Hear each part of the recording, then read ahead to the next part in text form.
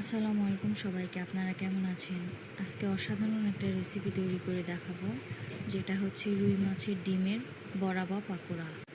নিয়ে নিয়েছি ২টা আলু আর কিছু পরিমাণ রুই মাছের ডিম।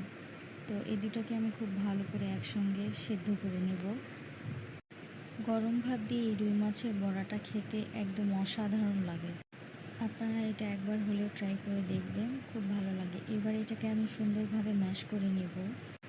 এবার দিয়ে নেব সামান্য পরিমাণ পেঁয়াজ কুচি আর মরিচ কুচি, আর সাথে দিয়ে নেব সামান্য একটু মরিচের গুঁড়ো, একটু জিরে গুঁড়ো আর ধনিয়া গুঁড়ো। মরিচটা আপনারা আপনাদের পছন্দ অনুযায়ী দিয়ে নেবেন। আর একটা কথা হচ্ছে, আমি আলু দিয়ে বড়াটা বানাচ্ছি, আপনারা চাইলে স্কিপ করতে পারেন, আলু ছাড়াও এটা বানানো যায়।